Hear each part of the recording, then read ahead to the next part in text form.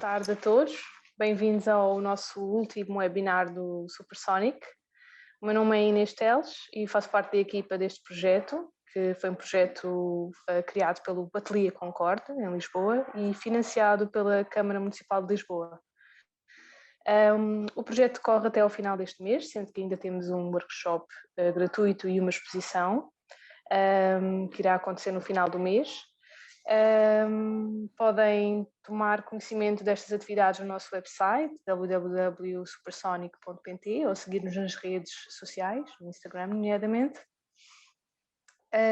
Estamos hoje juntos para falar da experiência em residência artística e para isso trazemos hoje aqui Jorge Leal, que vai então refletir este tema partindo da sua prática artística e experiência pessoal e investigação.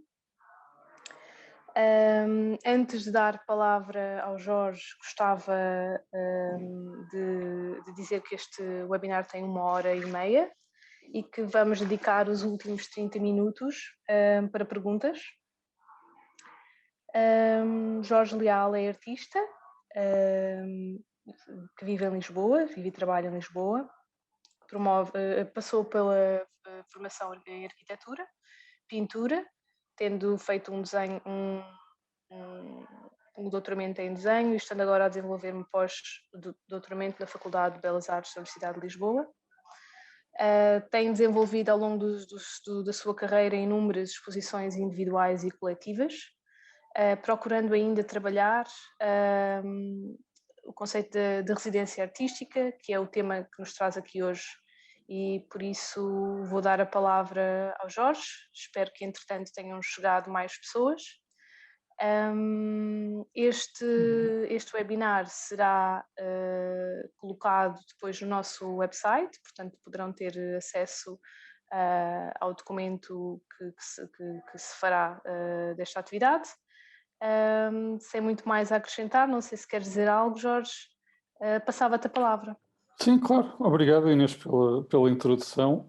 O que eu ia pedir para melhorar o meu som e a qualidade da imagem era que durante a apresentação vocês desligassem quer os microfones, quer as vossas imagens, está bem? Para isto ver se isto não há soluços, porque a minha net não é a melhor do mundo, digamos assim.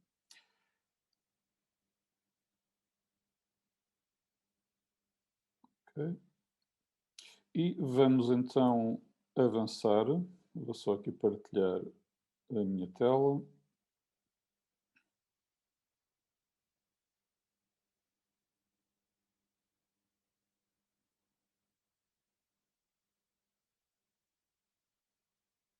Ok, muito bem.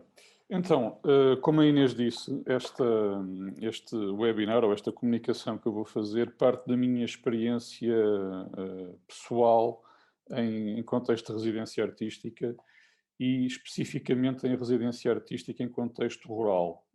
Vocês depois já vão perceber porque é que eu estou a pôr o ênfase no rural, porque também há residências em meio urbano, mas aí o contexto, que é o fator que eu acho que é importante nesta questão das residências rurais, o contexto não é trabalhado da mesma maneira, em princípio. Poderá ser, mas em princípio não é. E ao fazer programas de residência artística comecei a pensar ou a ficar curioso sobre a história e para perceber porque é que a comunidade artística tinha chegado a esta situação de ver residências artísticas. E, portanto, achei que era interessante procurar a história ou os antecedentes das residências artísticas atuais. E, portanto, eu vou começar a comunicação precisamente por essa... Ora, só um momento. Ok. Por essa contextualização histórica. Neste caso, uma das primeiras referências à origem das residências artísticas atuais passa pela constituição do Prix de Rome francês. Basicamente, era um programa de bolsas que enviava artistas para Roma para terem acesso à obra dos artistas italianos e às obras da antiguidade romana, eh, e basicamente queria que os artistas tivessem uma formação de excelência. Este prémio dado aos artistas para irem para Roma era depois albergado em academias de caráter nacional, e nesta imagem estamos a ver a Vila Medici, que albergava a Academia Francesa em Roma. No caso da Academia Francesa, ela foi fundada em 1666 e serviu de modelo para outras propostas nacionais, como a espanhola, que inaugurou em 1680 também em Roma. Estas duas eram de caráter nacional, portanto, eram promovidas pelo Estado, enquanto que, por exemplo, a Academia Americana em Roma e a Academia Alemã já eram patrocinadas individualmente.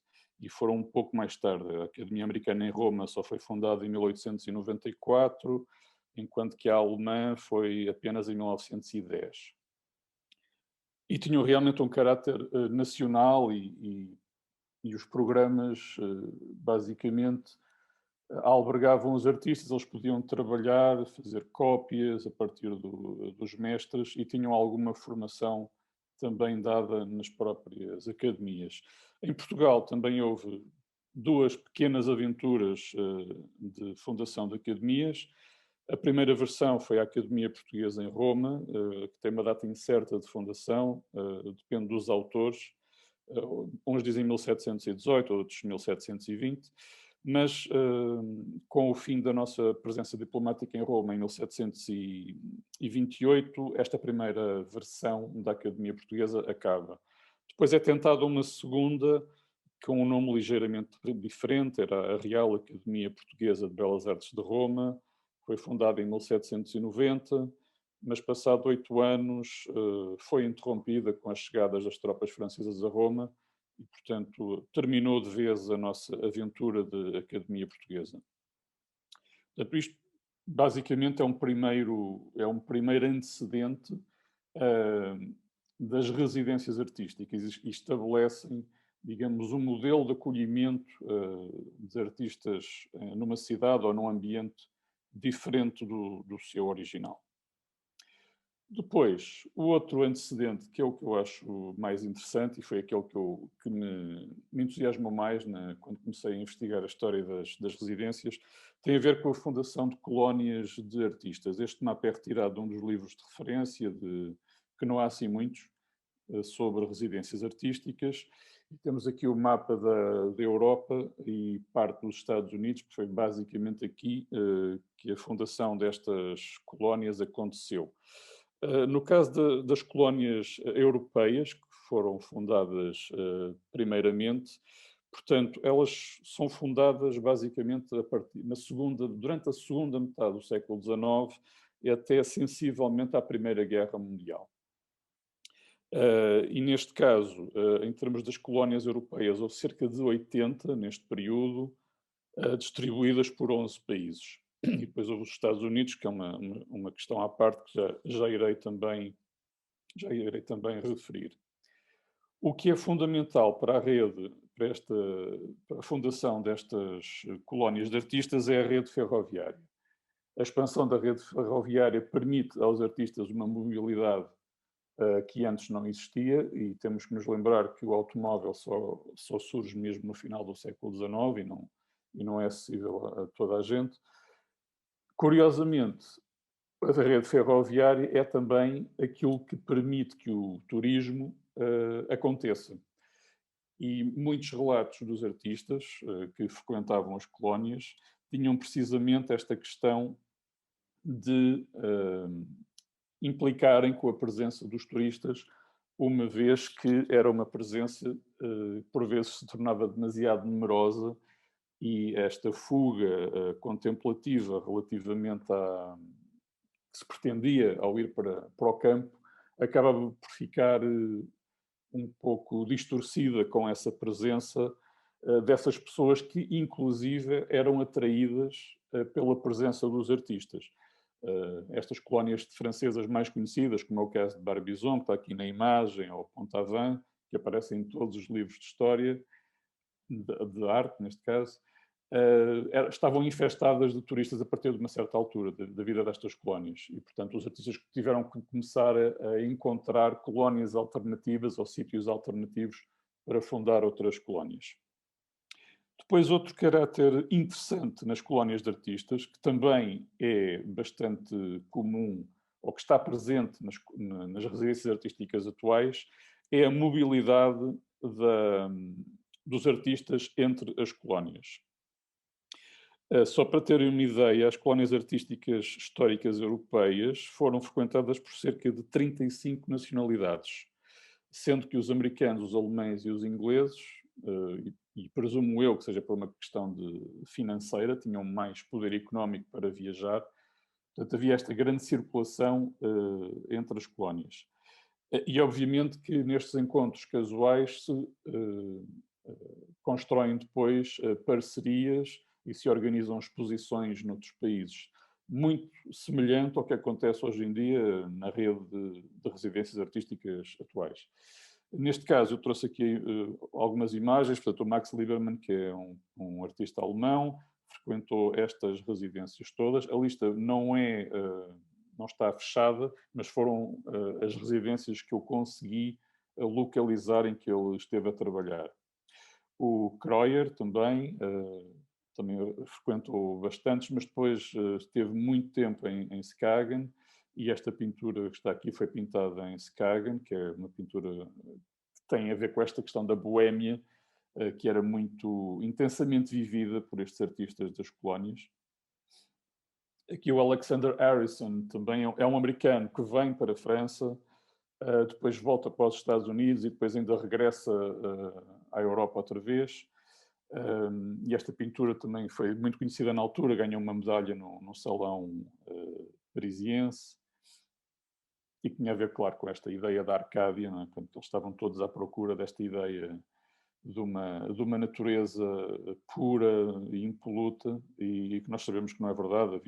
Havia questões quer de cheiros, há descrições de cheiros imundos em aldeias pescatórias, questão de construções que não eram desejadas e eram editadas na pintura. Portanto, isso também é muito interessante de pensar. Obviamente que não é para o contexto desta comunicação, mas a relação destes artistas com o contexto não era apenas uma relação de relato ou de representação de tudo o que viam. Havia uma grande edição, porque queriam transmitir uma ideia do rural idílico. Depois aqui trago-vos o último exemplo dos artistas de que circulava, foi o Paul Gauguin. Portanto, ele só teve em duas colónias. Depois há um período em que ele vai para as Ilhas Francesas, volta. Esta cabeça Breton é tudo menos Breton, obviamente que ele já estava com os modelos das Ilhas Francesas, e depois então em 95 ele parte de vez para o Tahiti e nunca mais regressa. Depois, uma coisa que é interessante também tem a ver aqui com a fundação das colónias. As colónias europeias, por norma, eram fundadas ao redor de um albergue, porque era isso que permitia aos artistas inicialmente instalarem-se, e depois, lentamente, normalmente os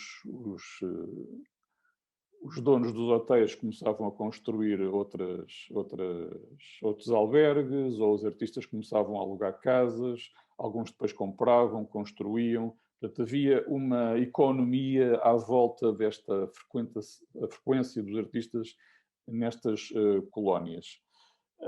De igual modo, os comerciantes mais hábeis começavam a ter linhas de fornecimento de material de belas artes para os artistas, para que eles se fixassem ali e continuassem a gastar o seu dinheiro na comunidade. Depois, mais tarde, nestas colónias de artistas europeias, começaram a ser desenvolvidos projetos educativos. Raras são as colónias que partem logo de um projeto educativo na Europa, enquanto que nos Estados Unidos, por norma, era isso que acontecia. E neste caso, Nos Estados Unidos, o que acontecia a partir de uma certa altura era que os artistas veteranos das colónias europeias, ou seja, muitos americanos que voltavam aos Estados Unidos, fundavam uma escola. É o caso, por exemplo, do Burge Harrison, que é o irmão do Harrison que vimos anteriormente, que fundou a escola em Woodstock, que é uma colónia que ainda hoje existe como colónia viável, obviamente num modelo um pouco diferente, mas continua a existir. Esta fundação de colónias nos Estados Unidos, por volta de 1910 já havia tantas colónias nos Estados Unidos e que maioritariamente eram na costa sudeste dos Estados Unidos. Portanto, havia tantas que os artistas americanos já não sentiam então a necessidade de vir para a Europa como 3 décadas antes. Depois, a questão das colónias, obviamente que a partir das vanguardas, ou a partir dos anos 30, esta relação da pintura ao ar livre, ou esta razão de ser da pintura ao ar livre e por isso ir para o campo, deixou de fazer muito sentido. E as colónias, houve ali uma altura que ficaram um pouco descaracterizadas ou sem uma função. Mas a partir dos anos 30 até aos anos 50, as vanguardas começaram a revitalizar as colónias. Neste caso, temos aqui, eu trouxe-vos dessas duas imagens da Barbara Hepworth, que recuperou basicamente a colónia de St. Ives, ou era uma das grandes figuras de St. Ives, e que esteve lá de 49 a 75, e 75 é só porque ela poderia ter ficado mais tempo, mas houve um incêndio, ela fumava na cama, e aparentemente houve um cigarro que incendiou e ela morreu queimada no próprio ateliê. Não é assim a história mais agradável. E no caso dos americanos, Provincetown foi frequentada, por exemplo, pelo Motherwell, o Jackson Pollock também lá passou, e neste caso a Ellen Frankenthaler, durante a década de 60, frequentou muito Provincetown, principalmente nas sessões de verão. Isso também é uma questão que existe muito nas colónias. Muitas colónias de artistas eram frequentadas intensamente no verão, mas durante o inverno havia uma comunidade bastante mais reduzida de artistas. Nem todos ficavam lá o ano inteiro.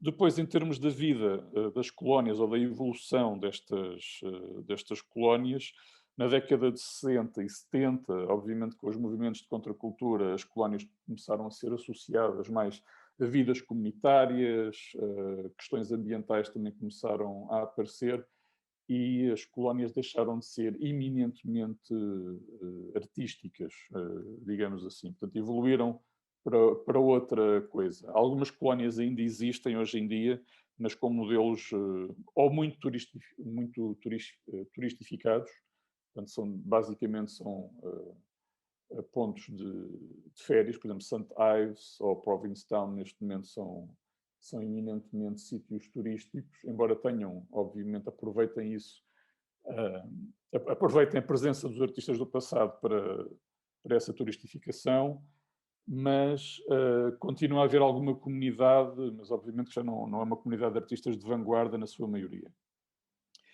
Depois, na década de 80 e 90, e só para digamos, terminar aqui este enquadramento, começam então a surgir as residências de artistas com o modelo atual, principalmente de iniciativa ou de fundações ou de alguns museus, e começou então a haver esse programa de instituições que acolhiam artistas para produzir peças ou para exposições ou então para estarem a trabalhar a partir de um contexto específico. A grande explosão de residências artísticas ocorre já no século XXI, e eu lembro-me perfeitamente, no início dos anos 2000, começar a ouvir falar de residências artísticas, e de facto isso entrou no ecossistema das artes de maneira muito, muito forte, e mais uma vez é um meio de transporte que vem permitir essa explosão de mobilidade, que é o avião, e com o início dos voos low cost, que permite que os artistas circulem entre continentes para ir fazer uma residência de 2 ou 3 semanas e deslocam-se milhares de quilómetros. Portanto, essa relação do meio de transporte que permite o turismo é o mesmo que permite a mobilidade dos turistas. Agora, é também interessante pensar nas residências artísticas não como permanências dentro de uma instituição, mas como estadias em determinados locais por iniciativa privada dos artistas. Portanto, eu trouxe-vos aqui 2 exemplos, o Van Gogh e o Matisse Derrain em Collioure, porque são realmente situações de viagens de trabalho, digamos assim. No caso do Van Gogh, ele realmente queria fundar a colónia de artistas do Sul, porque realmente as colónias em França eram todas no norte do país.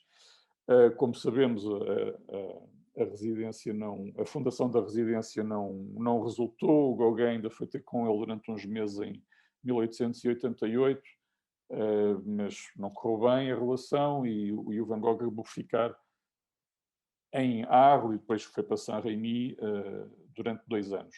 Mas basicamente é uma residência artística autogerida, digamos assim. No caso do Matisse do Derrain, como há outros casos, eles estiveram no verão em 1905 em Collioure, isto é na costa sul de França, já perto da...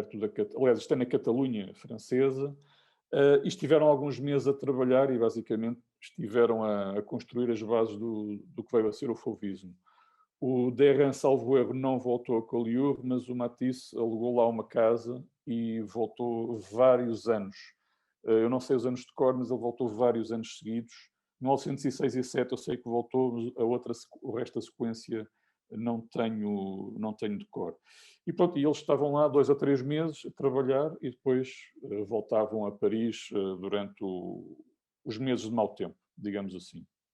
E trago-vos aqui outros 2 exemplos destas residências artísticas autogeridas. No caso do Max Ernst, ele construiu esta casa de madeira, que está aqui na fotografia, no Arizona. Ele descobriu esta paisagem por acaso e reconheceu nesta paisagem os cenários das pinturas que ele tinha pintado anos antes e, portanto, ficou lá a trabalhar. E no caso do Donald Judd é uma situação mais radical ainda, porque o Donald Judd foi comprando, a partir de 73, foi comprando progressivamente edifícios e terrenos para construir mais edifícios, para construir habitação, sítios de trabalho, mas principalmente locais para expor as suas obras, porque ele estava muito insatisfeito com o modo como as instituições museológicas e galerias de arte instalavam as suas peças. Portanto, ele construiu, digamos, um universo para ele poder estar em paz com esse lado criativo. E pronto, em termos de enquadramento histórico, é isto. Agora, interessa também pensar ou falar dos modelos de residência artística atuais. E, mais uma vez, friso, vou falar dos modelos de residência que são em âmbito rural. Aqui nesta imagem são duas bases de dados de residências artísticas, e há muitas mais, obviamente, a Transartist e a Resartist. Nestas plataformas nós podemos ver residências artísticas dos vários continentes, podemos selecionar se é em ambiente rural ou se é em ambiente urbano, podemos selecionar o país, podemos selecionar também a duração, se é pago ou não pago, e isso ajuda-nos a selecionar.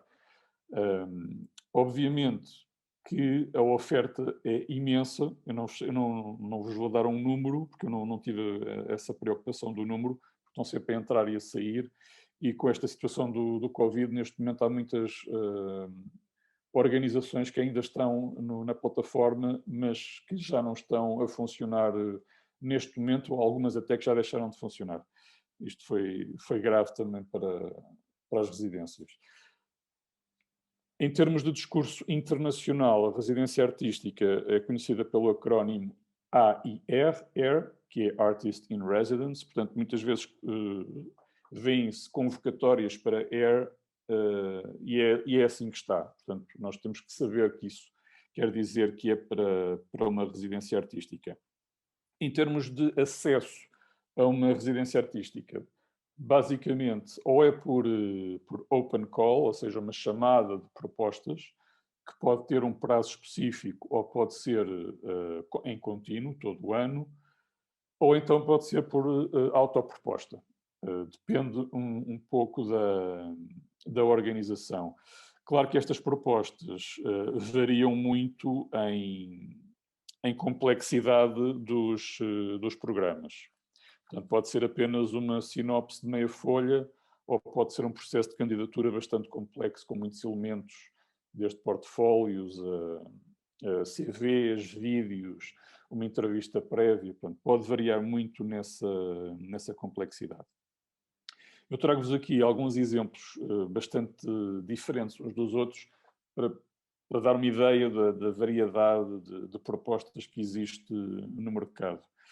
Esta IADO é uma ideia de um casal, digamos assim, por iniciativa privada, fundaram uma fundação em 1900, embora só a partir de 1926 é que começaram a receber artistas. Isto são várias construções em 160 hectares de terreno, que inclui jardins, florestas, lagos, piscina. Esta via é gratuita, portanto não se paga nada, tem a duração de entre 2 semanas a 2 meses, que é também, digamos assim, o prazo normal da maior parte das residências, e inclui alojamento, ateliê privado.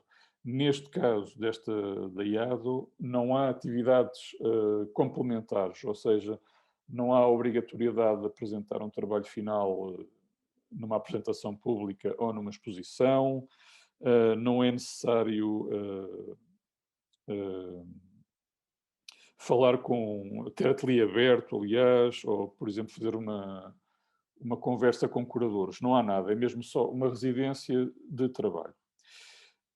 Aqui no caso da Nida, é um caso muito interessante porque a colónia de Nida existiu no final do século XIX e tinha sido fechada em 45 com a anexação do território depois da guerra.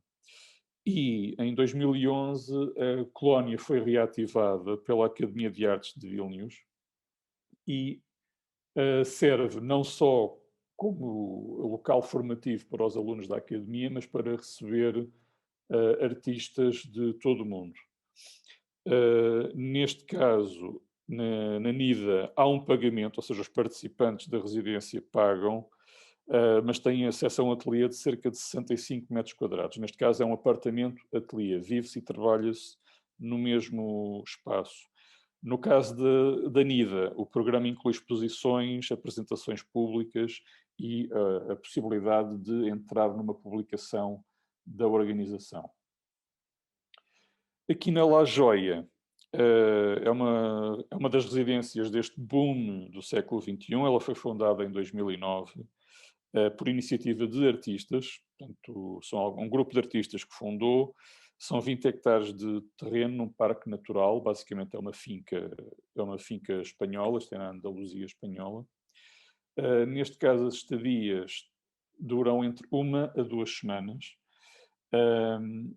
e as estadias são pagas. Apesar de haver um estímulo à partilha de ideias entre artistas, assim como a elaboração de um pequeno texto como remate da residência, não há mais compromissos nenhuns, são só estes.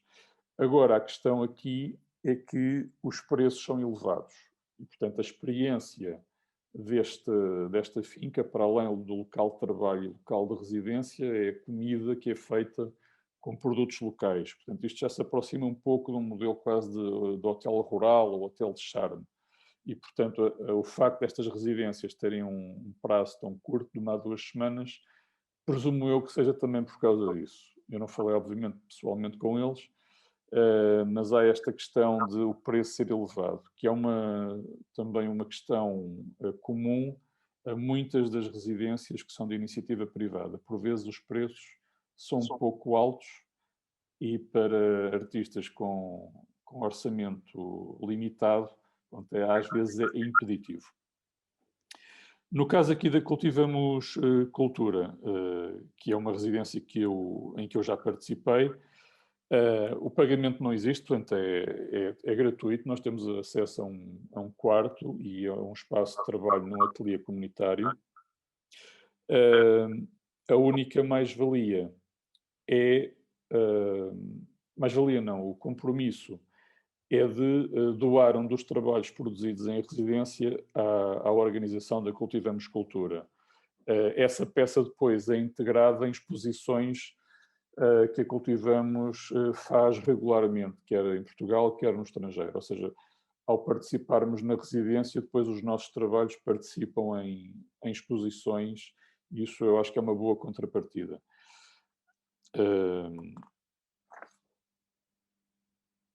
E basicamente em termos de modelos de residências, era isto que eu queria dar como,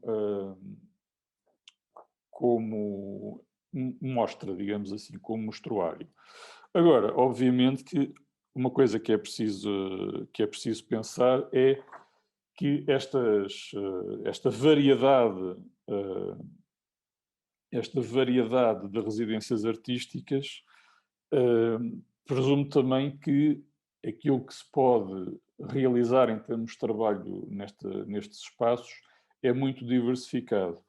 E o que nós temos que pensar é que nos programas que nos solicitam uma participação comunitária, ou, por exemplo, há muitas que comentam que as refeições devem ser tomadas em grupo para haver troca de ideias. Isto não é para toda a gente, obviamente, ou não é a situação certa em todos os momentos de carreira. Portanto, é importante, quando estamos a selecionar uma residência, perceber o que é que nos é solicitado em termos de participação nestes programas. Eu, pessoalmente, como o que pretendo quando vou para uma residência, e visto que moro em Lisboa, e estou saturado, obviamente, desta informação toda, e o barulho, e todas as presenças humanas não solicitadas que todos nós temos nas nossas vidas, eu quando vou para um contexto rural, obviamente quero estar o mais isolado possível. Portanto, eu seleciono sempre programas em que não me é exigida uma participação por aí além. Obviamente que não estou permanentemente fechado no quarto ou que sou avesso a jantares ou almoços comunitários. E isso acontece naturalmente, mas não quero é que isso seja uma imposição da organização. Basicamente é isso. Agora passamos aqui para um item que também é importante, que nem todos os artistas que vão para residências artísticas percebem que uma residência não é exatamente um período de férias. Obviamente que é muito fácil, quando nós chegamos a sítios como os destas imagens, não é? Com graus diferentes de exotismo, é muito fácil nós perdermos o norte ou esquecermos do tal plano que fizemos de trabalho quando nos candidatamos à residência. E, portanto, é muito normal ver alguns artistas meio perdidos, ou, por exemplo, se os sítios são ao pé da praia, obviamente que há montes de artistas que vão todos os dias para a praia. Atenção, este discurso não é uma questão moral, mas é uma questão quase divertida de perceber que é... Porque eu já vi, não é? Eu já vi artistas meio perdidos em residências onde estava, e é curioso ver que o plano de trabalho é esquecido muito facilmente. E depois o que também já vi acontecer é que depois nos últimos dias da residência há ali um frenesim para produzir alguma coisa que justifique o dinheiro gasto e o tempo gasto durante aquele período em que estiveram ou que não estiveram a trabalhar. Portanto, é muito importante chegarmos ao sítio. Obviamente que eu vou para os sítios para para estar a interagir com a paisagem, mas não posso esquecer que tenho que trabalhar. E, portanto, e para isso é essencial que quando chegamos, a primeira coisa que façamos é começar a estabelecer um local de trabalho e ter um território que é nosso, ou seja, para não haver aquela inércia das coisas não estarem prontas para trabalhar. A primeira coisa que eu faço quando chego a um sítio, e agora que tenho alguma prática, é em 2 ou 3 horas eu já tenho o ateliê montado. Isto para que quando eu venho das caminhadas de reconhecimento do território, ter imediatamente a possibilidade de estar a trabalhar a partir das recolhas de campo que estou a fazer. E isto para mim é muito importante, porque uma residência começa realmente a funcionar a partir do momento em que criamos rituais de trabalho. Sem rituais de trabalho é muito difícil começar a fazer render a residência. Depois há aqui uma questão também para a qual eu sou sensível, que tem a ver com uma tendência que existe muito nas residências em contexto rural, que é quase uma obrigação de trabalhar a partir da cultura local, ou criar sinergias com artesãos, ou articular o projeto de algum modo com a população local. Eu acho que estas propostas são muito interessantes e são muito importantes também para vitalizar comunidades locais. O que eu não acho interessante é que seja uma tendência quase hegemónica e passar a ser uma espécie de chavão dos programas de residência artística em contexto rural. Porque nem todos os artistas têm interesse. Eu, pessoalmente, não tenho muito interesse em trabalhar com... Eu faço desenho, portanto, o meu trabalho não tem a ver com artesanato, ou não quero estar a trabalhar com a população local em termos de execução de peças, porque não é assim que eu trabalho. O meu trabalho não é conceptual a esse nível, digamos assim. Depois, outra questão que também é importante, quando se escolhe uma residência, ou quando se tem esta questão de perceber se a residência é também para nós, para além destas obrigatoriedades das obrigações sociais, é que nem todos os artistas estão disponíveis para falar, ou têm a capacidade de falar, ou a vontade de falar com pessoas. Portanto, as apresentações públicas, ou as reuniões com curadores, ou com historiadores de arte locais, ou as visitas ao ateliê, não são para todos os artistas. Há artistas que têm pavor desse tipo de situações. Portanto, é importante também, quando vamos para uma situação dessa, não é o meu caso, eu tenho à vontade para falar, mas nem todos têm essa vontade. Portanto, é muito importante que quem vai para uma residência saiba também defender-se dessas situações, para não haver depois constrangimentos, até com a própria organização. Depois, outra questão que para mim é muito importante tem a ver com o projeto antecipado e o projeto a partir do contexto. Obviamente que nós, quando vamos para uma residência artística, nós temos o tal projeto que apresentamos para nos ser permitida a estadia na residência. Mas uma coisa é ter um plano de trabalho, outra coisa é ter um plano de execução. Algumas residências pedem, de facto, um plano pormenorizado e pedem a apresentação final de uma peça acabada. Isso, para mim, retira muito a utilidade de uma residência em contexto rural, porque quer dizer que eu primeiro, vou estar com uma pressão de executar uma determinada peça para apresentar, para cumprir o critério que me levou àquela residência, e por outro lado está a fechar portas para a minha investigação e a minha estadia. Eu não quero impor o meu trabalho ao local, eu quero que o trabalho me diga aquilo que eu vou fazer. Obviamente que eu sei que vou desenhar, em termos pessoais é isso que eu faço, mas é o sítio que me diz como é que eu vou desenhar. Não sou eu que vou impor o modelo ao sítio. E, portanto, isso para mim é muito importante. O projeto, obviamente que há um plano inicial, mas tem que ser desenvolvido a partir da vivência que nós temos em determinado local. E, obviamente, que aqui, por exemplo, no exemplo da direita, é desenho a partir da observação direta, mas no caso da Silvia Palini, ela não está a fazer uma representação do sítio, mas está a usar o contexto rural como um trabalho de uma certa meditação acerca do contexto em que está a trabalhar. Depois, há esta questão do contexto. Há pequenos truques para fugir, digamos assim, porque essa é uma das críticas que muitas vezes se faz aos artistas que trabalham em meio rural, é que trabalham em contexto, ok, fazem umas recolhas de material, desenham as amostras e ficam por aí, não é?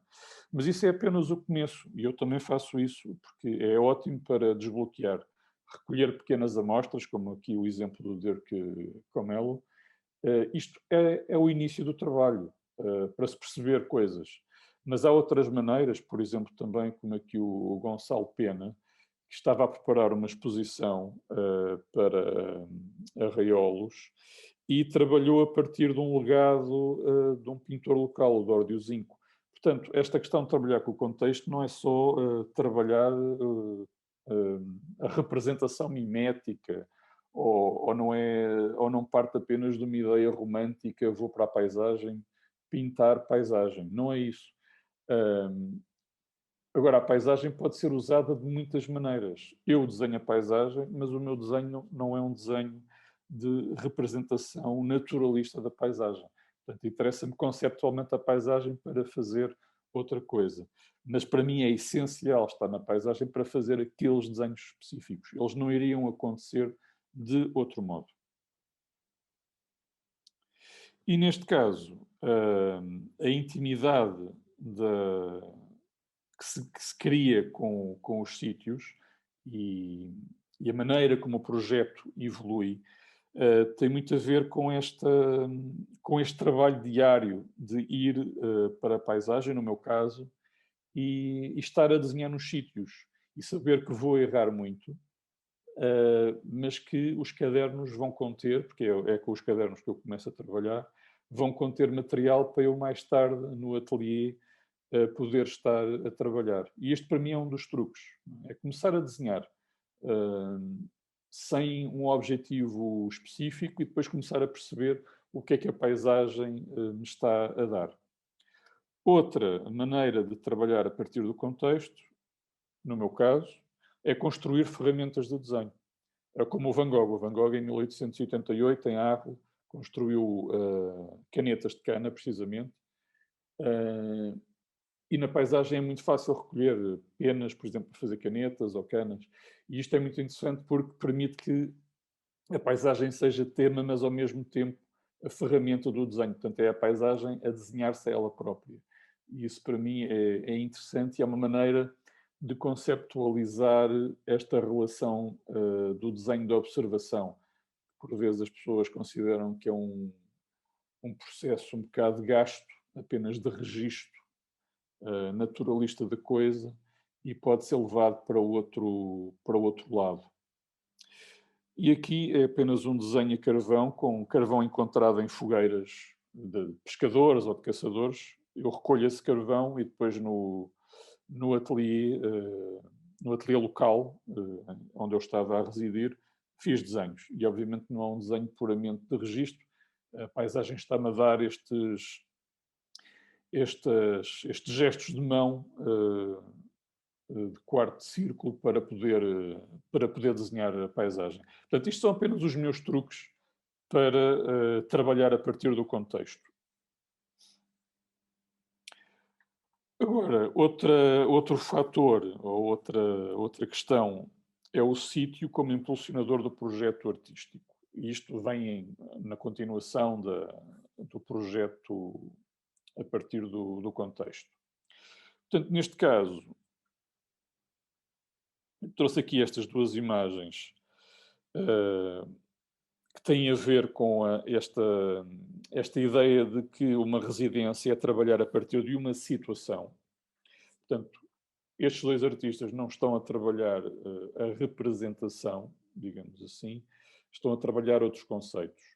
No caso da Mika Ano, ela está a trabalhar uma peça escultural que usa a paisagem, a própria paisagem, para construir a peça, mas no caso do Bill Byrne, ele, apesar de estar a interagir com o contexto, a peça dele não usa o contexto matericamente. Portanto, o contexto é apenas um cenário para ele construir a peça. E isto também, para mim, é fundamental para perceber até que ponto a deslocação para o sítio é útil ou não. Nós estamos ou não a aproveitar o contexto para construir as peças? Isso, para mim, é uma das perguntas mais úteis de fazer quando se está em residência. É perceber o que é que está a acontecer no nosso trabalho. Depois aqui, estas imagens são captadas, eu muitas vezes, a maior parte das vezes vou sozinho, mas por vezes vou acompanhado. E uma coisa que é muito importante de trabalhar em contexto rural, e estamos sempre a falar de paisagem, em princípio, é muito importante perceber que há uma diferença entre estar na paisagem ou estar em frente ou acima da paisagem. E isto liga um pouco também com o conceito oriental de quando se representa alguma coisa, a melhor maneira de o fazer é ser-se a própria coisa que se está a representar, ou seja, neste sentido de uma relação íntima com o tema que se está a trabalhar. No meu caso, eu digo representar, porque é a partir da representação que eu estou a trabalhar. E é muito importante esta situação desta permanência nos sítios. Eu, inclusive, ali, pronto, está ao longe para não chocar suscetibilidades, mas eu muitas vezes, é um dos meus truques, e não sou só eu, há outros artistas que fazem o mesmo. Muitas vezes, quando estou nestes sítios, eu estou completamente nu e ando pela paisagem como se fosse mais um dos animais daquele sítio e estou a desenhar. E, inclusive, o verão passado desenhei dentro de água. Estava dentro de água a desenhar. E é uma experiência muito total, não é? Portanto, eu não uso drogas, nem álcool. Portanto, e há ali uma experiência muito profunda de relacionamento com o espaço. Agora, finalmente, para terminar, antes da nossa conversa final, que espero que aconteça, vamos falar então da avaliação dos resultados, perceber as repercussões da residência artística e ter uma ideia de como é que se avalia a importância da residência artística no nosso trabalho. Portanto, é questão de perceber se realmente o contexto foi instrumental para a investigação que estivemos a fazer, isso é muito importante, ou se, pelo contrário, provocou uma distorção e uma disrupção negativa no nosso trabalho. Acontece muitas vezes em artistas que estão em contexto rural, que fazem aquela coisa típica, artistas mais novos, já vi isso acontecer, que o trabalho de residência limita-se a ser uma recolha de elementos vegetais ou uns animaizinhos, umas pedrinhas, e depois fazem umas montagens. Portanto, é uma espécie de trabalho escolar, digamos assim, de recolha de material. Eu acho que é um ótimo início de residência, mas não é um trabalho em si. É difícil que isso constitua um trabalho por si só. Portanto, é importante ter esta noção de que temos que avaliar o trabalho e temos que viver o trabalho de residência para além de uma mera recolha de amostras. Mesmo que essas amostras sejam para ser usadas mais tarde, quando se volta para o ateliê habitual, como é o meu caso, eu também trago coisas para casa, mas a mera recolha não pode ser uma residência. Quer dizer, pode ser, mas não me parece que seja uma residência absolutamente conseguida, digamos assim. Neste caso aqui eu trouxe duas possibilidades de utilidade de residência. No caso da Bel Ferreiros, é uma exposição de final de residência. Portanto, há uma aferição do trabalho realizado e na imagem da direita é uma apresentação que eu fiz numa residência já há bastante tempo. Estes trabalhos, aliás, até já nem existem, já pintei por cima. E são sempre momentos de aferição do trabalho que se faz. Obviamente que esta aferição pode ser feita também quando se volta para o ateliê normal.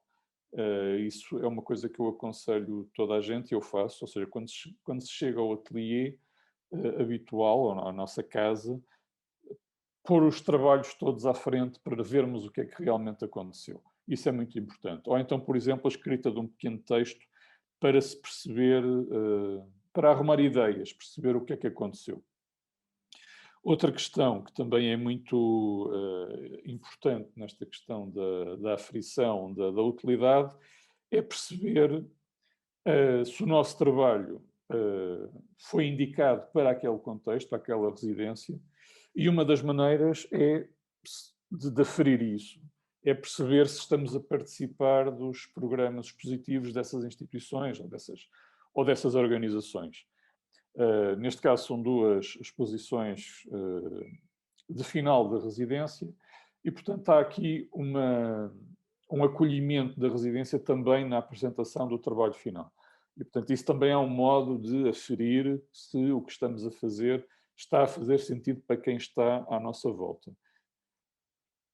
Outra maneira é também fazer uma instalação própria. Isto foi uma instalação que eu fiz o verão passado, não fazia parte da residência, esta montra está no edifício do Ateneu 14, mas não faz parte da residência, mas eles aproveitaram que eu ia estar lá e perguntaram-me se eu tinha interesse em participar do programa da montra, e obviamente que eu disse que sim, porque me parecia bastante interessante.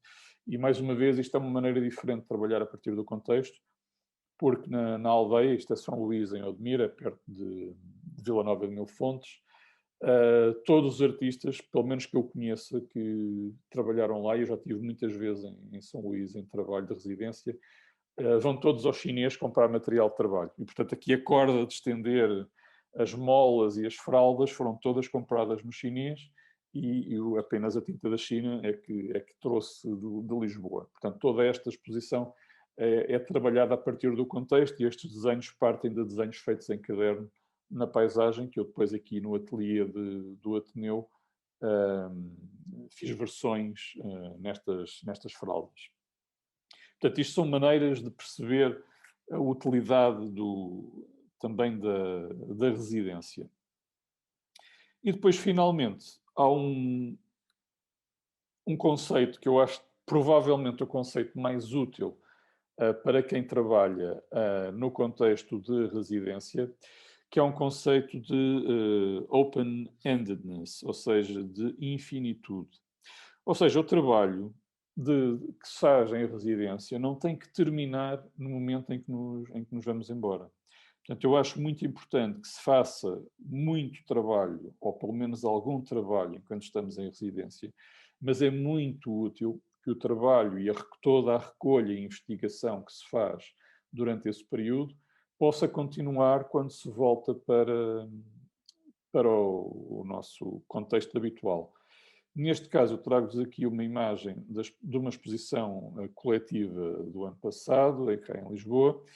O trabalho amarelo foi feito em residência nas Caldas da Rainha, eu estive lá numa residência de um mês, e os outros dois trabalhos foram já feitos no ateliê em Lisboa, a partir de desenhos feitos durante a residência das Caldas. Ou seja, o que me acontece normalmente é pelo menos um mês depois de eu regressar, e como eu normalmente faço estas residências em agosto, residências de um mês, eu estou basicamente o mês de setembro a trabalhar a partir de todo o material que recolho. E normalmente, numa residência de um mês, eu trago uns 5 cadernos de desenhos. Portanto, tenho muito material recolhido que me permite trabalhar durante muito tempo. Porque o meu trabalho basicamente é esse, não é? Portanto, eu faço desenhos na paisagem e depois faço versões, normalmente de maior escala, a partir desses desenhos. E basicamente é isso que eu tinha para vos dizer. E agora espero que possamos. Quero-vos agradecer, obviamente, a vossa atenção. Aqui tem o meu Instagram e o meu e-mail, se precisarem depois de alguma informação extra. E o que eu faria era abrir então a nossa reunião para, para as vossas perguntas. Está bem?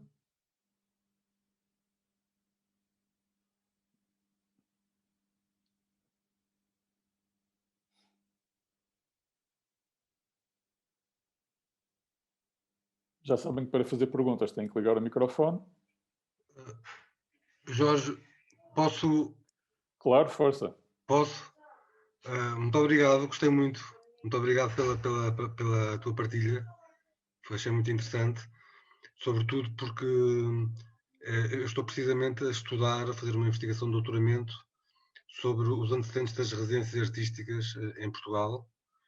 Opa!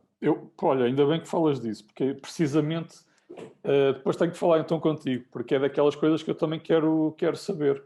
Sim, e temos alguns exemplos muito curiosos em Portugal, até durante todo o século XX, inclusivamente durante o Estado Novo.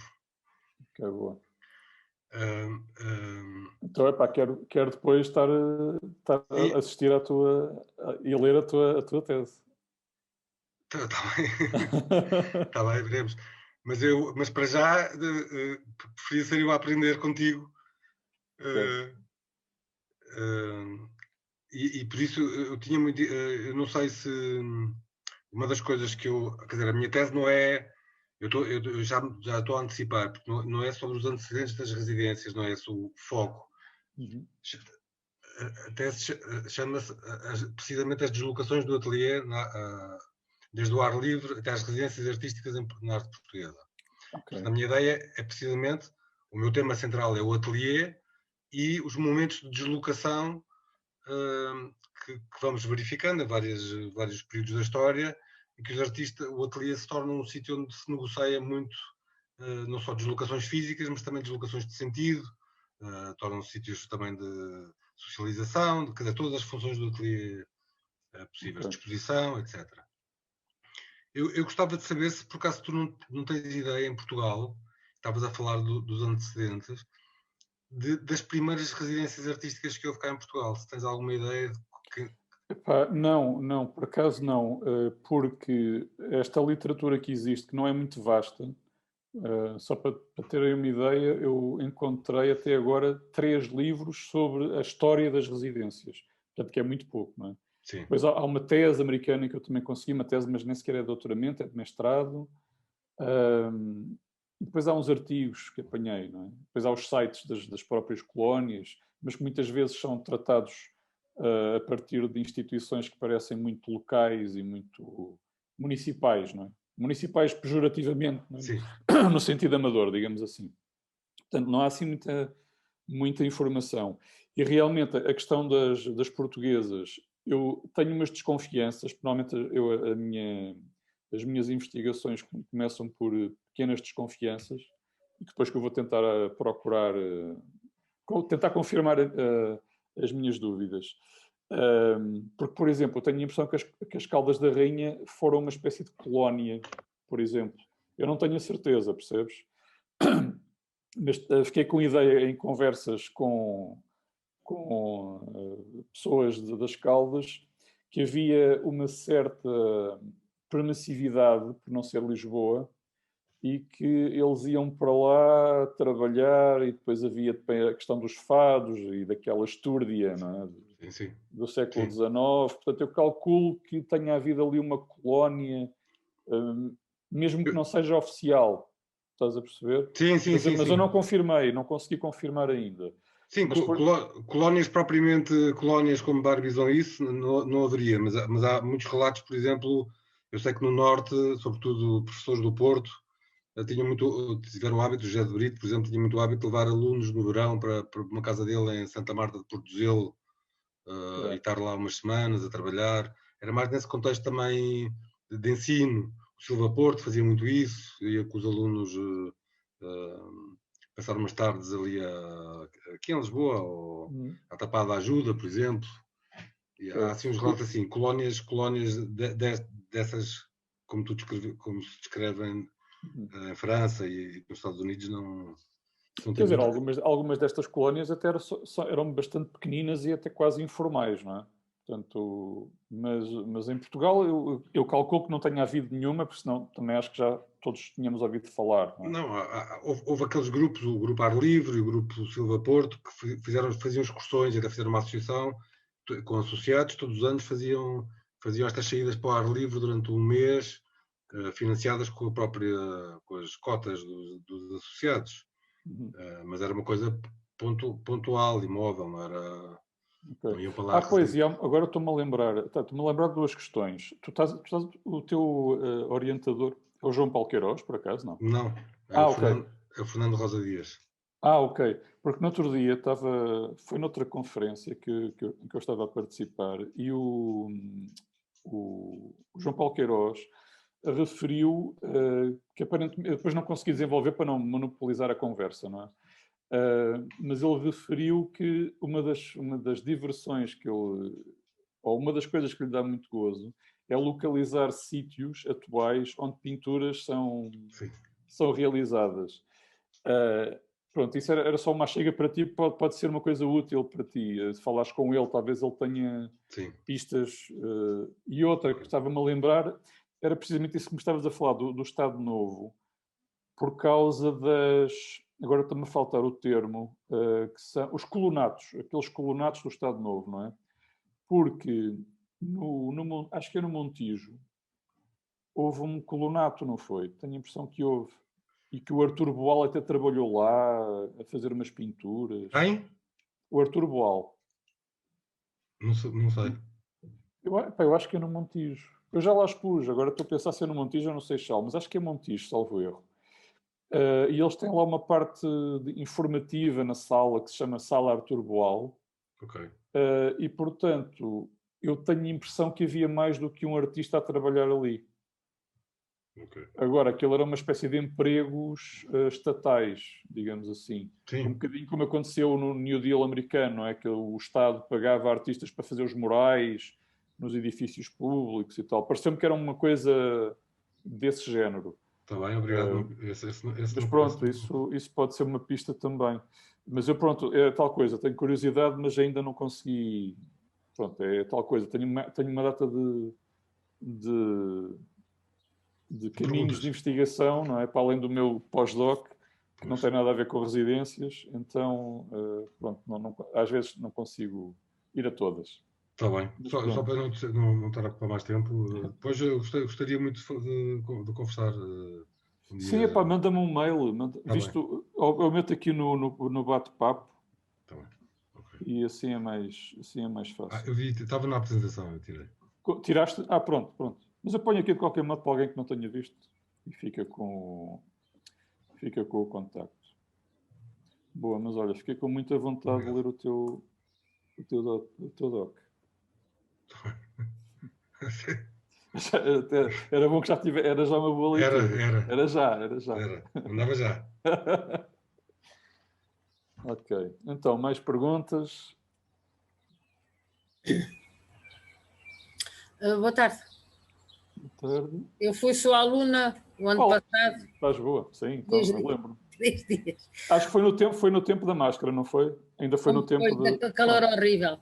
Pronto, queria dizer publicamente que foste a única pessoa que me tirou o complexo do desenho e que me pôs a desenhar. Digo isto a toda a gente. Foi o complexo do desenho, assim, afinal eu sei desenhar. Portanto, toda a gente sabe desenhar. Não sei.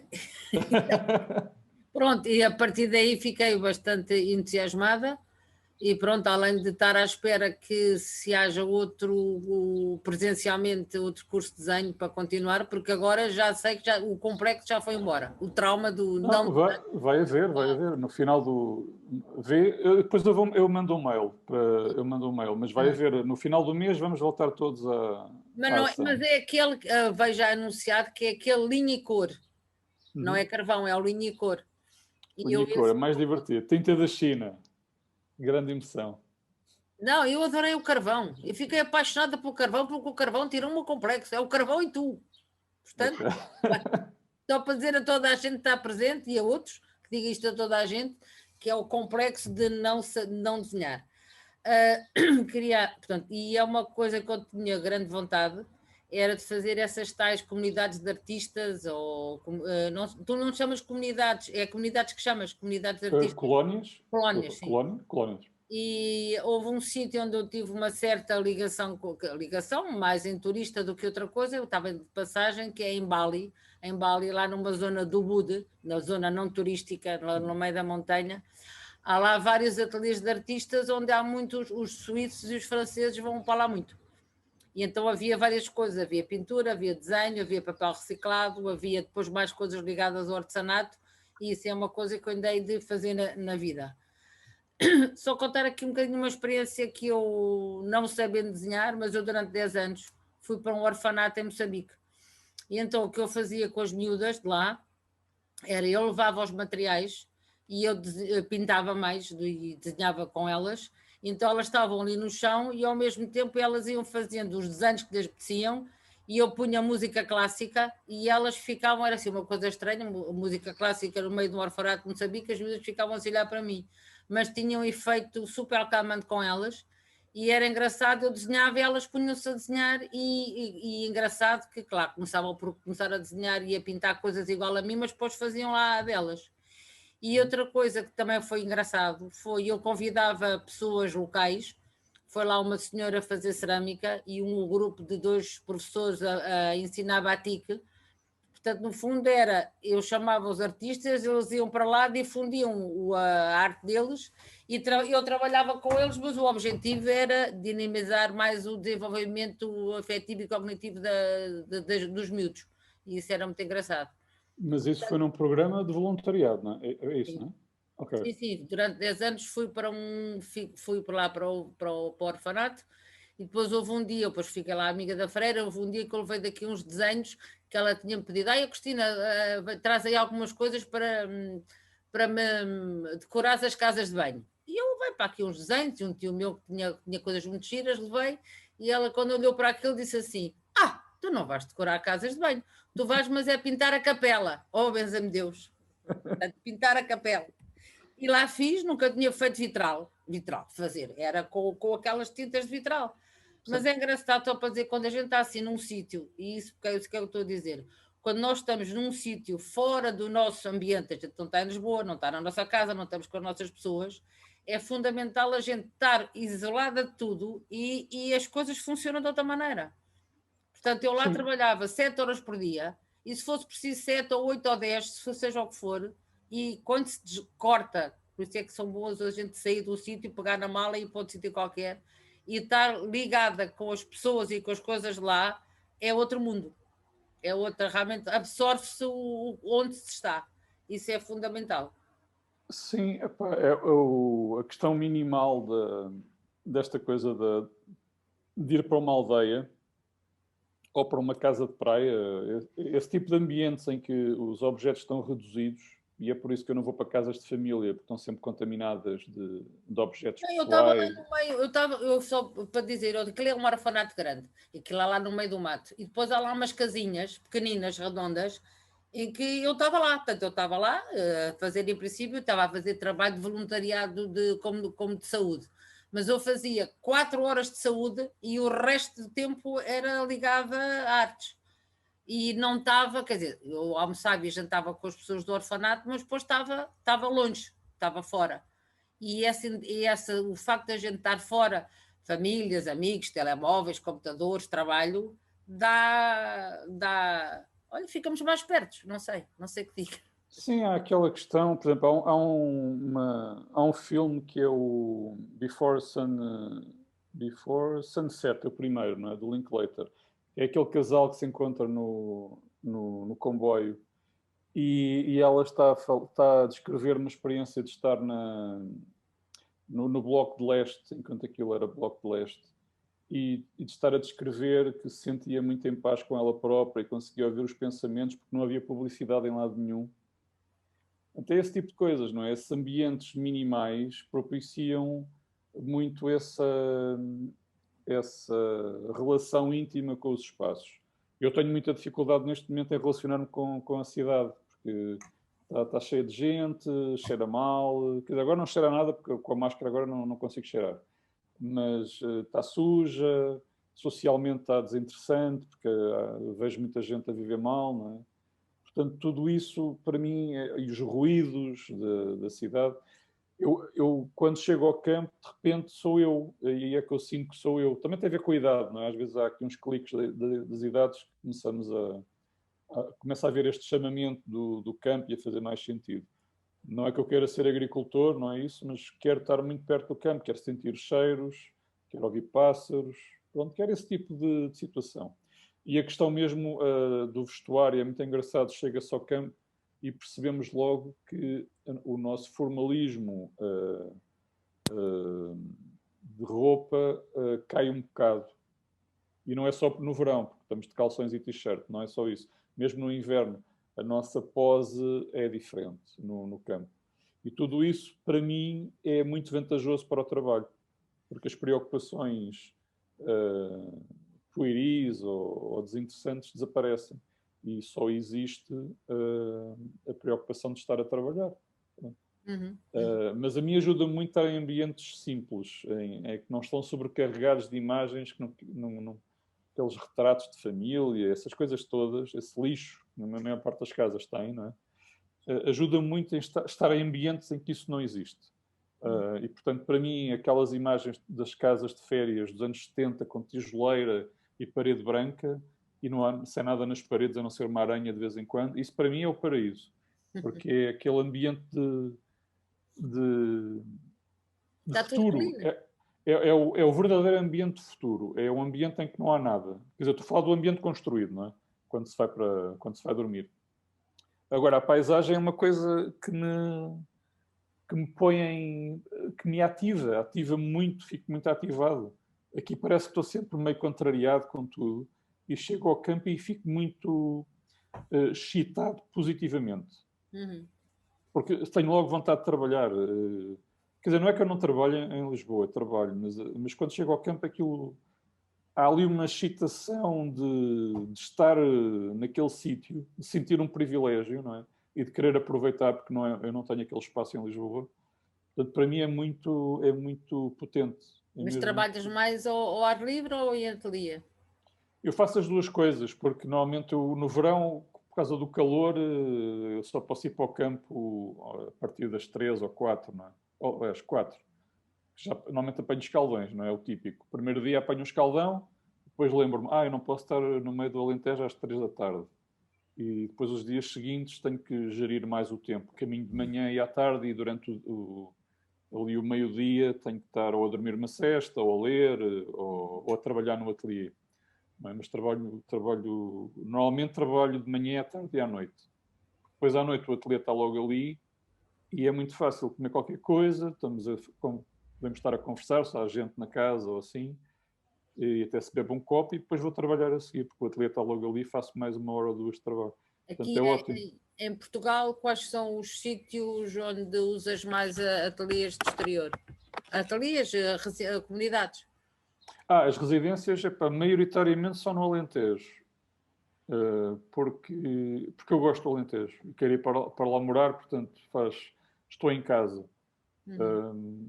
Fiz em Caldas, fiz uma em Caldas e de resto foi tudo... não, fiz uma no Algarve também, já fiz uma no Algarve, que é parecido com o Alentejo, é quente no verão e consegui estar em sítios isolados no Algarve, porque as pessoas vão todas para a praia em agosto e eu estava na barragem e raramente havia talvez 1 ou 2 pessoas por dia a aparecerem. Mas dá para estar muito isolado, mesmo a, 20 km de Lagos, e estava no meio de uma barragem. Ao pé disso, se calhar é esta, que é em Alvor. Não sei se é Alvor, a minha geografia do Algarve é muito má, eu como vou lá muito pouco. Tens Lagos e depois começa... Lagos portanto, é Sagres na ponta, depois é Lagos e depois daí é o Algarve mais turístico. E é logo a seguir a Lagos, há uma zona de pescadores que tem a Ria de Alvor, que é um braço... não, mas era para dentro, a barragem era para norte, era a barragem da Bravura. Uma barragem muito grande e maravilhosa, eu adorei. Foi assim uma epifania. E eles aceitam, portanto, em Portugal, esse trabalho dos artistas que querem ir para o campo é com relativa facilidade que tu mexes nesse meio para arranjar para ires?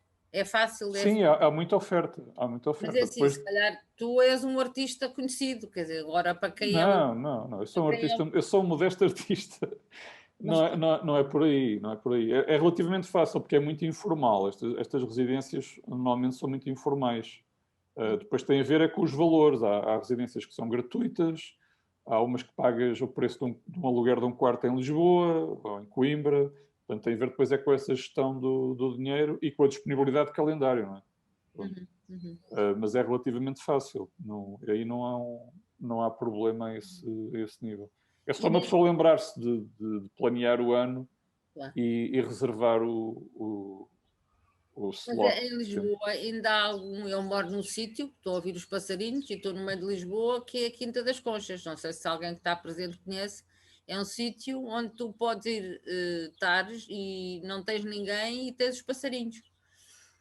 Sim, mas aparece mais gente, é diferente. Não posso estar tudo nu aí, não é? Pronto, isso que eu ia dizer. Pronto. Ia dizer assim, não podes estar nu. Podes, mas não vou dar alguém te chatear. Exato, não, mas, por exemplo, se calhar às 7 da manhã podes, mas há um sítio muito, muito agradável de se estar. Sim, mas não é campo, não é? Apesar do campo, pronto, isso também é uma coisa que é importante perceber, é que a paisagem portuguesa não há um único metro quadrado que não seja construído, não é? A paisagem já é toda construída, as florestas são todas plantadas, portanto, a terra está toda revolvida, não é? Nós estamos a olhar para uma paisagem e aquilo é uma construção humana. Mas pronto, tirando esse lado meio negro, não é? Que não há paisagens, tirando algumas partes da Amazónia, não é? Que são puras ou intocadas, e mesmo assim já se está a perceber que afinal não é assim, não é? Que já houve lá umas coisas por baixo, eles agora estão com aquela coisa do LiDAR, não é? Que eles fazem umas radiografias aéreas à Amazónia e estão a descobrir que há ali umas estruturas por baixo e que aparentemente aquilo já foi tudo humanizado há muito, muito tempo atrás. Mas enfim, vamos mais perguntas? Já agora se puder. Estava a achar, gostei muito da história da Cristina em Moçambique e achei pode ir, eu dou-lhe a indicação e ele já vai para lá. Vou depois escrevo-lhe a mensagem. Eu já fiz várias residências e até gostei muito quando o Jorge mostrou a Avenida, porque hoje recebi um lembrete aqui no telemóvel que há 4 anos está a Avenida lá na... Estiveste lá? Uau! E... porque aquilo é bastante acessível. Teve aonde? Na Nida Art Colony. Mas, por exemplo, essa é uma residência que dá... Eles, na verdade, têm 3 modalidades. Têm uma modalidade que é a modalidade de residência artística tradicional, aquela que eles fazem ao Pancol, e depois tem outra modalidade, que foi na que eu fui, que é, nós tendo um projeto artístico, podemos propor à residência. Nós tínhamos um projeto através da universidade, queríamos basicamente reunir-nos um grupo de alunos para depois programar uma exposição e propomos à residência se podíamos ir para lá uma semana.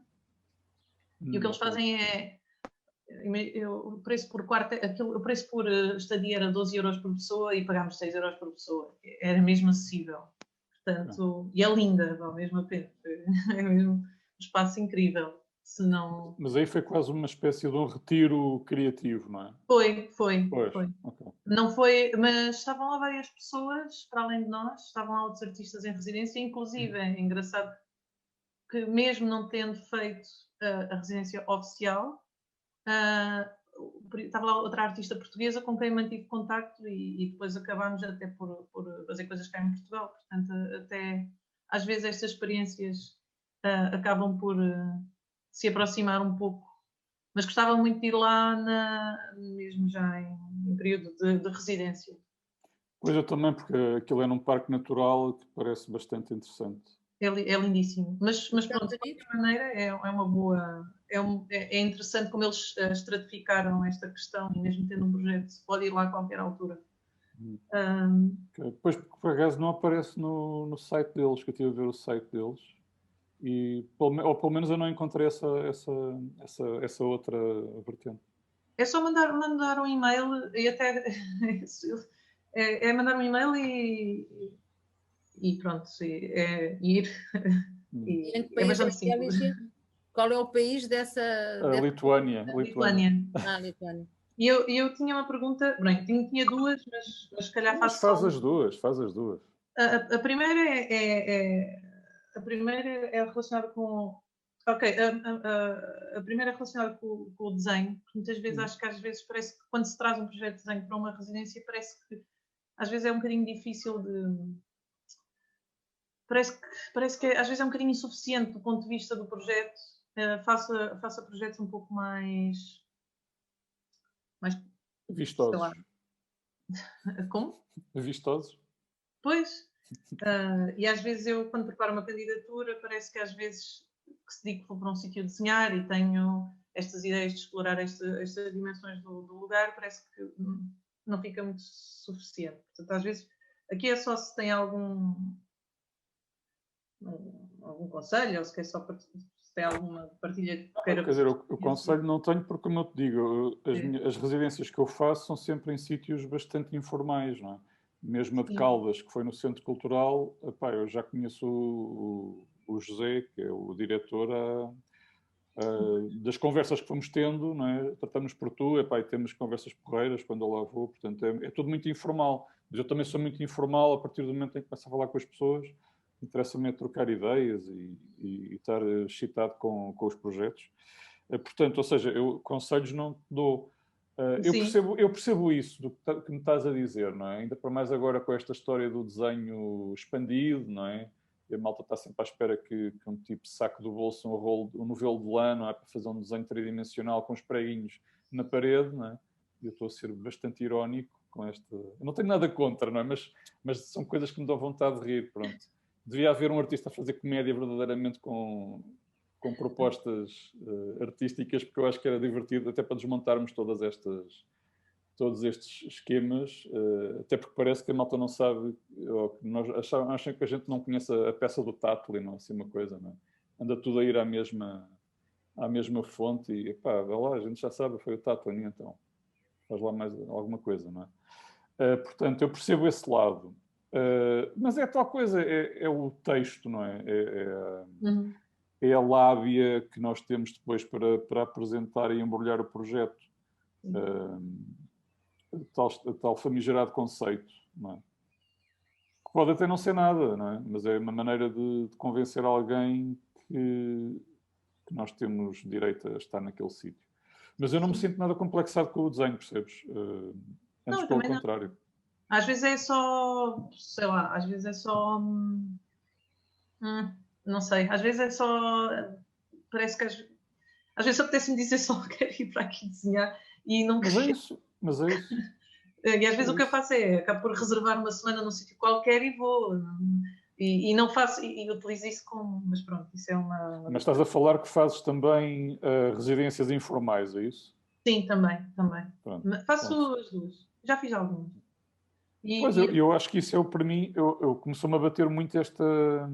Apesar de ter sido provavelmente a residência com melhores resultados, esta última que fiz, no verão passado, comecei a pensar, ok, mas eu venho para aqui, acabo por pagar o mesmo que estou a pagar, se calhar vou para um sítio, algures no Minho, e arranjo uma casa pelo mesmo preço. Estás a perceber? Portanto, comecei a pensar em termos de fator de dinheiro, que se calhar consigo estar noutro sítio, não ter constrangimentos sociais, posso estar completamente isolado e estou a trabalhar na mesma. Mas pronto, mas é uma questão que se me pôs. Mas acho que é interessante a parte do turismo funcional, não é? Que é uma coisa que também se fala nestes textos que eu tenho apanhado de residências artísticas. Aliás, há um texto que é precisamente a Escola de Vilnius, que tem uma data de livros editados por eles próprios, e há um que fala sobre as residências artísticas. Aliás, eles falam de Nida. Aliás, foi a partir de Nida e de outra residência que eles estavam a combinar esforços para pensar o que era isto. de fazer residências. Agora perdi-me. Estávamos a falar nas autopropostas, não é? Nas autogeridas. E eu acho que faz sentido. Eu acho que faz sentido. Agora, eu tenho algumas dúvidas sobre residências curtas. Eu já fiz, só que eu acho que rendem pouco, porque aquela imersão no sítio acontece muito. Eu já fiz 3 residências, acho eu, do mês. E às vezes as epifanias acontecem na última semana. É. E não é que eu tenha estado a preguiçar. A questão é que o clique acontece na última semana. Sim. Nessa avenida eu até fiquei lá uma semana, achei que não era suficiente e depois marquei mais 2 semanas para voltar lá. Depois não consegui, porque estava em Erasmus, então foi tipo, okay. Mas percebo isso. Normalmente 3, 4 semanas é quando começa a pessoa já a estar meio... A minha segunda pergunta era em relação a... como eu estudei na Estónia e na Letónia e nestes países as residências fazem parte do currículo académico. E eu na Faculdade de Belas Artes também fiz Erasmus lá nesses países e depois estive na Faculdade de Belas Artes. Na Faculdade de Belas Artes tive a sorte de ter feito o RESVES, que foi super importante, e foi de curta duração, mas como tinha a componente social e estarmos com outras pessoas e ter sido transdisciplinar, foi super importante também ter algumas ideias que foram, pronto, que ainda hoje eu trabalho essas ideias e eu digo muitas vezes que não percebo porque é que não temos, e a minha pergunta é porque é que não temos formalmente e como parte do currículo as residências artísticas na academia.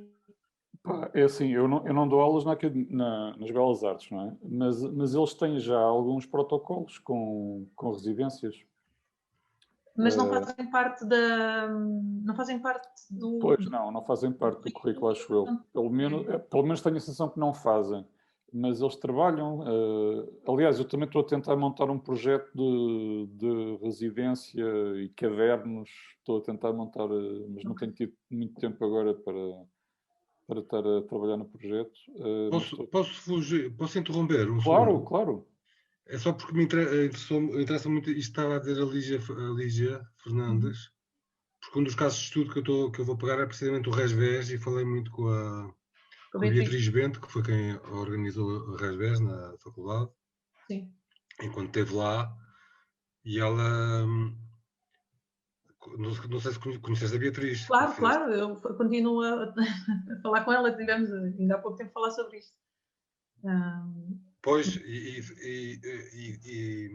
mas o problema que acontece com esses protocolos, pelo menos com a Faculdade de Lisboa, eu sei que em Faro tem alguns protocolos com câmaras municipais, é que essas coisas são muito difíceis, ou pelo menos foi o que a Beatriz me disse na experiência dela, de enquadrar, porque depois implicam com toda a estrutura dos quadros docentes, das verbas que são precisas, dos orçamentos, e aquilo até era financeiramente bastante sustentável, porque eles conseguiam protocolos com as câmaras municipais, lá está, e traziam professores convidados, isso tudo, mas depois acaba por ter alguma resistência, o que é um problema grande. Mas eu também, mais uma vez, eu acho que nem todos os artistas veem uma utilidade numa residência artística. Ainda mais, eu estou a falar sempre em meio rural, não é?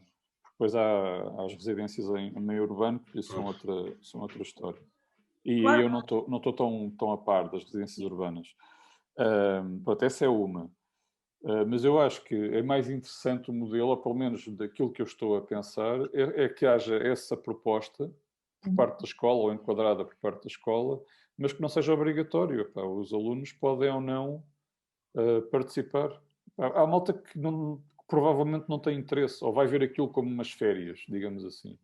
Acho que é difícil de dizer, porque há muita gente que não, como é mais nova ou ainda não passou por essa experiência, acaba por não se candidatar. Isso é logo o primeiro ponto. E também temos muitas cadeiras obrigatórias que não vamos utilizar. Portanto, é só a possibilidade de termos isso enquanto parte da nossa aprendizagem. Quer dizer, uma hipótese podia ser, porque eu não sei se nas Belas Artes deve haver, não é, cadeiras opcionais, certo? Sim, de ser uma cadeira opcional, seria uma excelente... Aí tudo bem. Aí acho que era talvez a mais pacífico, digamos assim. Ser obrigatório eu acho que não faz sentido. Sim, não implica muita... Mas outra coisa também que é um problema, normalmente, também falei com a Beatriz, e foi a questão de, como há sempre uma seleção, e no caso do Resves não havia, era por ordem de chegada, mas quando há processos de seleção nas universidades, o que acontece é que são sempre as mesmas pessoas, e depois o que acontece é que às vezes há pessoas que poderiam dar-se muito bem em contexto de residência e acabam por não ter. Mas pronto, isto é um assunto que mexe um bocado comigo, porque realmente eu, tendo estudado em universidades onde isto fazia parte do programa, depois também consegui ver o resultado no trabalho dos alunos, e acho que é muito interessante isto estar e sair do espaço. Okay. Mas pronto, olha, isso já me dá aqui mais um lamiré para o projeto. Lígia, e tu gostaste muito de fazer, a Resves foi importante para ti participar, já agora fico... Foi extremamente importante, foi extremamente importante. Fizeste no primeiro ano, estavas em que fase do curso? No ano, depois havia uma vaga e coincidência em Castelo de Vido, e eles fizeram também fazer 3 anos. Eu agora perdi a ligação Sim, acabei por fazer 3 anos por coincidência. No terceiro ano estavam no mesmo sítio onde eu estava a fazer outra residência. Ok.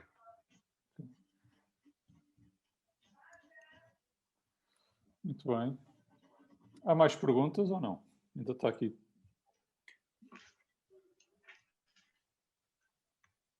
Há aqui muitos participantes que ainda não participaram. Faço o pleonasmo.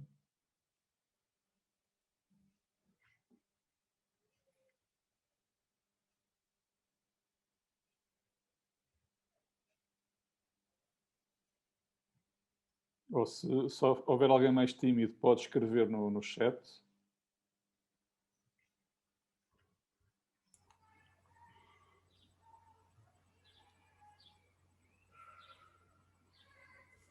Bem, não havendo mais questões, acho que podemos fechar a reunião. Não sei que pronto, quem participou quer dizer mais alguma coisa. Queria perguntar, se calhar não faz sentido nessas comunidades artísticas, como uma pessoa como vai com um projeto individual e vai sozinha, ou com outra pessoa qualquer também dentro desse âmbito, não costuma haver, por exemplo, um tutor. Por exemplo, imaginemos, para desenho, imagino que eu e mais 3 pessoas vamos para uma residência que o Jorge conhece e indica, e eventualmente eu tenho um projeto A, B ou C com outras pessoas, e pedimos-lhe assim, ou ao nosso tutor, ou seja, quem for, que nos oriente ou que nos dê uma linha de trabalho. Não faz, quer dizer, este projeto não é assim. Ou também há...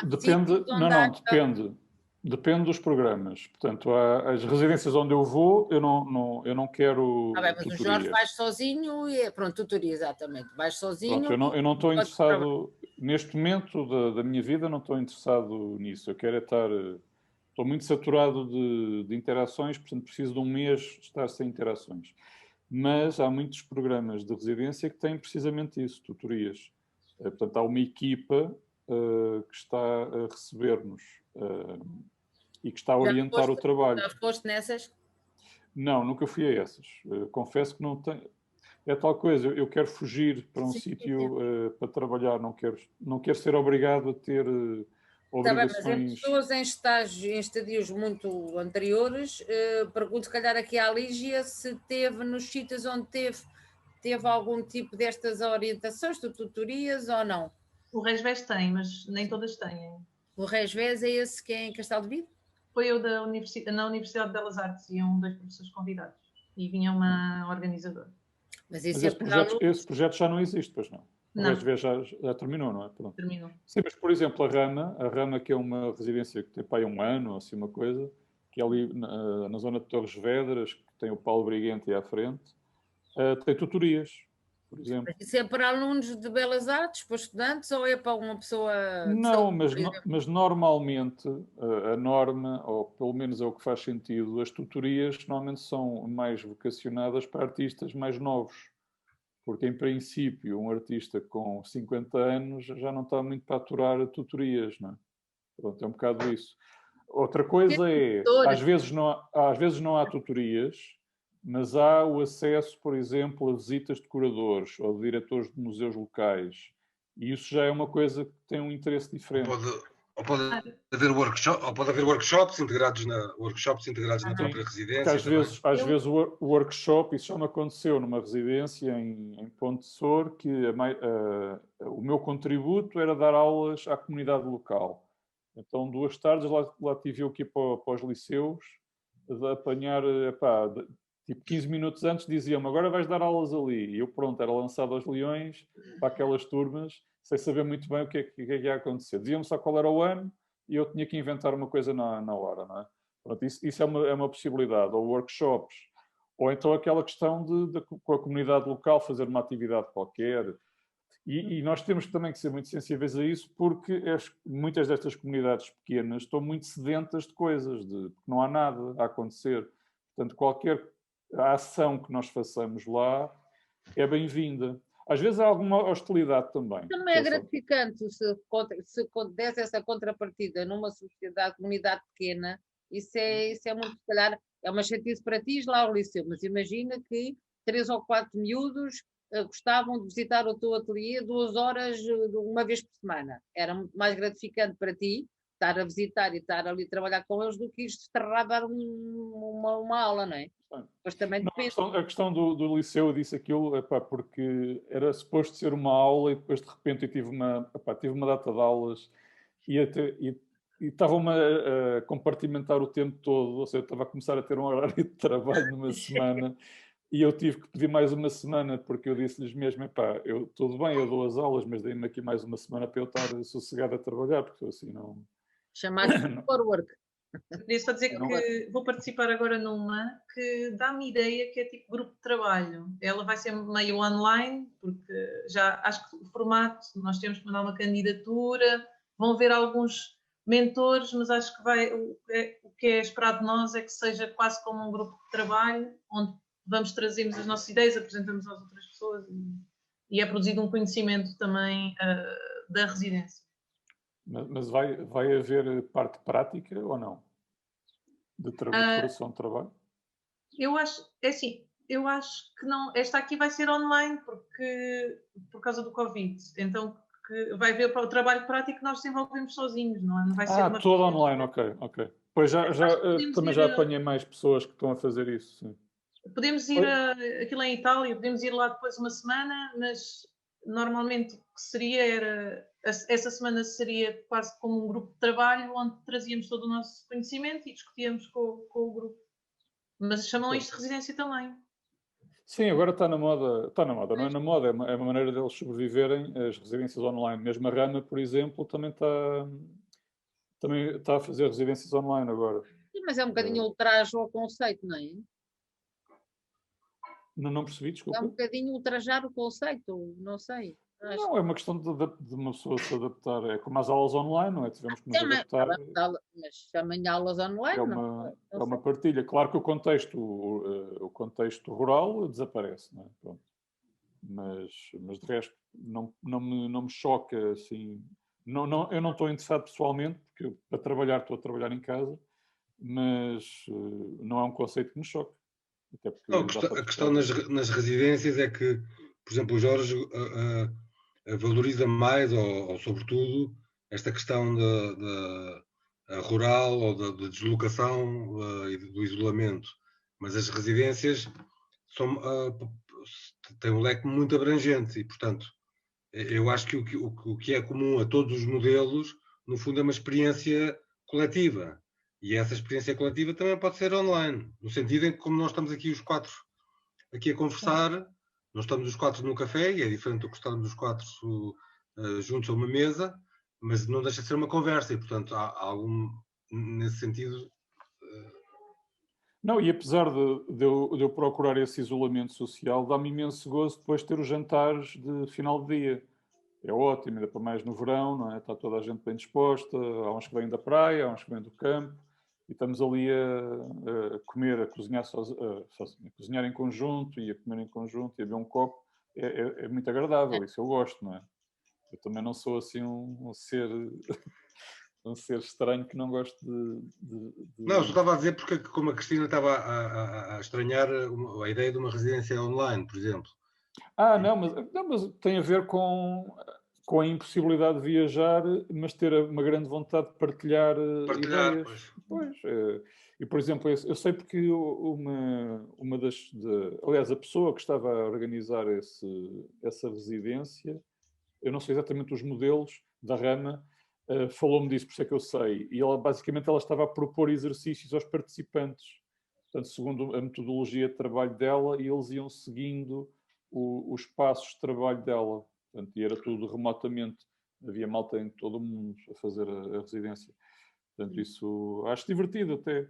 Acho divertido. E não me choca fazer um dia, quando já morar no campo e esteja com muita sede de ambientes mais fazer ao contrário, residências na cidade. Depois é só cidade, exatamente. Depois é só capitais. Deixa-me só ver, tenho aqui uma pergunta da Inês, deixa-me só ver aqui uma coisa. Vou buscar o cabo de ligação, está-se-me a acabar a bateria. Ok, tenho aqui uma pergunta no chat. Desculpa, eu vou ter de ir embora. Muito obrigado. Ok. Muito. Obrigado. Um abraço, Diogo. Um abraço. Ok, aqui uma pergunta que eu tenho. Ok. Pronto, já percebi. Esta questão do modelo de residências promovidas pelas câmaras municipais, em que depois há uma oferta de um trabalho, esse tipo de coisas. Pronto, e estão aqui a perguntar se seria uma exploração do artista. Bem, eu acho que não. Eu acho que é relativamente pacífico, desde que seja estabelecido desde o início. Aí parece-me que é normal. Não sei, Lígia, tens opinião sobre isto diferente? Me parece-me que é pacífico. Eu acho que desde que haja boa comunicação, que seja claro dos dois lados. Os problemas a mim nunca me aconteceu estar num sítio e de repente as regras mudarem. Felizmente isso nunca me aconteceu. Eu sabia sempre que é que iria acontecer desde o início e uma pessoa aceita ou não por princípio. Não me parece que seja um problema. Ok. Está bem, então olha, acho que se não houver mais questões, acho que fechamos por aqui. Esta conversa já vai longa, já estamos a quase 2 horas. Agradeço a vossa participação e as perguntas finais, porque é sempre divertido poder estar a trocar ideias no final. E pronto, é isso. O vídeo depois vai estar presente na plataforma